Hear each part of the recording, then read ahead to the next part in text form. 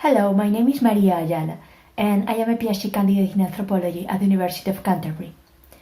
Before starting, I would like to thank John, Alessandro, and Jana for considering that my story was something worthy to share. Now, let's go for a walk into a New Zealand native forest. My research is informed by the activities of scientists and Māori traditional experts. It deals with one of the most frightening and less understood effects of a warming planet: the dieback of the forest, our oxygen and fresh water provider.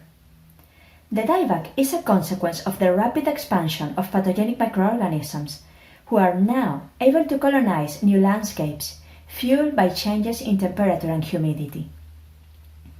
Aiming to capture a more than human dimension of the forest decline, my study relies on multi-species ethnography and ethnobotany, and incorporates a range of experimental data collection techniques, which include sensorial attunement to native plants and forest ecosystems, bush expeditions conducted alone but also under the guidance of scientists and Maori elders, and the maintenance of a home nursery, apart from regular volunteering in afforestation projects.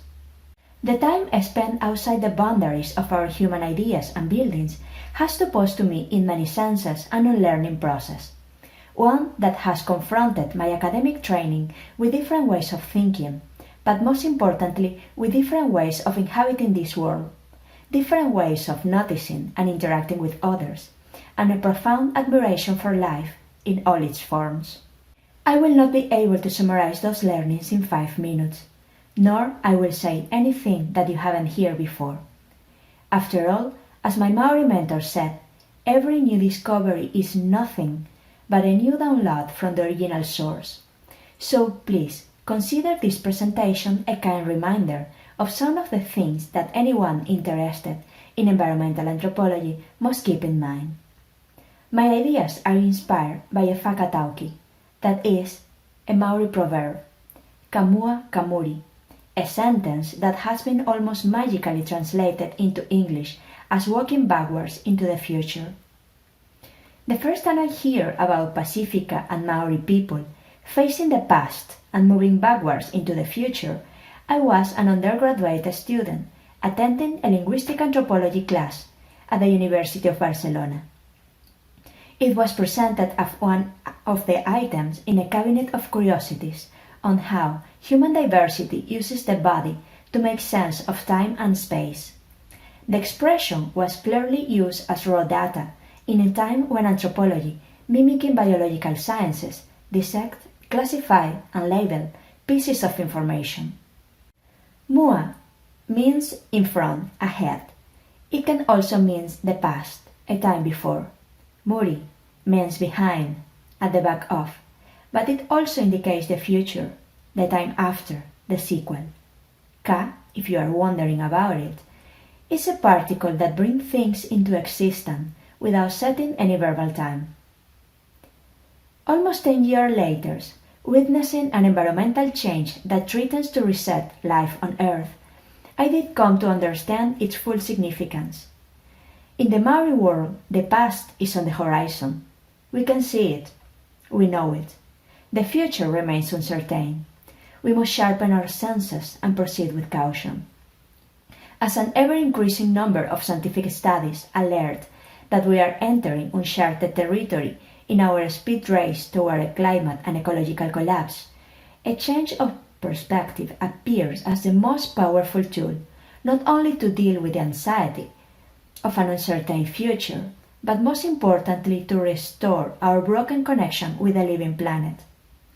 I love the wisdom of this saying, because it touches all my work and probably yours. Doing environmental anthropology, you may encounter numerous initiatives that resource indigenous knowledge, looking for solutions to our environmental crisis. Beware, there are not magic pills, but we can certainly find blueprints toward better ways of inhabiting our only home.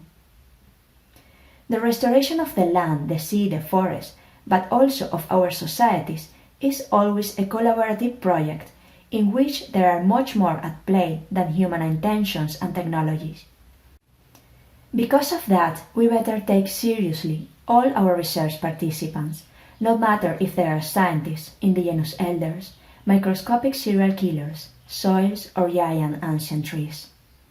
Our body is the most suitable technology for accomplishing this task, even if we have to learn anew how to use it and trust it. Fear and anxiety are not enemies to avoid. The feeling of fears and stress are bodily messages that attempt to focus our attention and prepare us for immediate action, and certainly we have no time to lose. Kamua Kamuri correspond to the Maori belief that they know where they came from, who they are as a people, and this knowledge of this past must inform their future. Do we Western creatures know who we are and how we get to this point? As climate anxiety seems to nourish nationalisms, racisms, and apolophobia, we must look for answers to this question.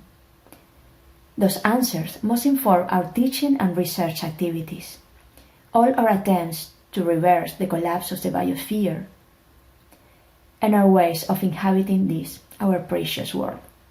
Thank you.